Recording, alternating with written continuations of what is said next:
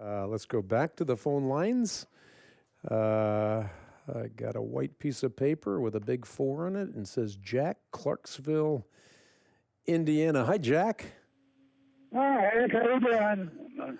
I guess you're doing good. I couldn't be doing better. How you're doing, right? Yeah, the Lord is good. Well, thank you for taking my call again. And, yesterday, I had my grandchildren over for Easter dinner, and I went to Matthew, and reading about the crucifixion and all. And the part that my granddaughter's 13, and in Matthew 27, where it talks about the saints, the tombs opened up and the saints were walking amongst it.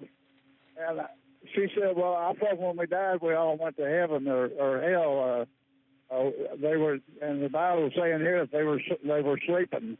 And I really couldn't explain that. I didn't understand that myself. So maybe you can me on it. What's really cool about this is no Christian ever really dies.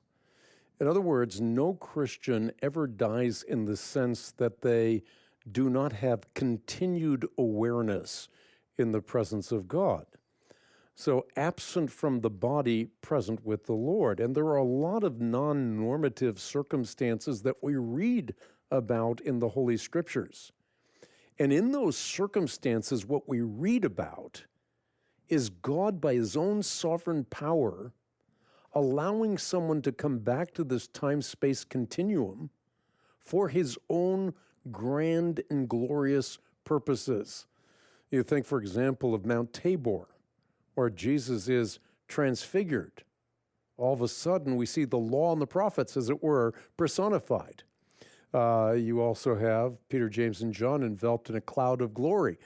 So we see a non-normative event, but it shows that God, by his own power, can allow someone to come back. We see the same thing, by the way, in Samuel, where he comes back in the Old Testament, not because of the witch of Endor, but in spite of the witch of Endor. Now we have, in Matthew's Gospel, the greatest event in the annals of recorded history. It is going to take place. Jesus Christ is going to arise from the dead. And so Matthew's Gospel gives us a non-normative, earnest, as it were, of the coming resurrection and the fact that we too will stand. Of course, this goes all the way back to the time of perhaps the oldest book in the Bible. You read about Job, and he says, of one thing he is certain, though his flesh is consumed, I will stand upon this earth again.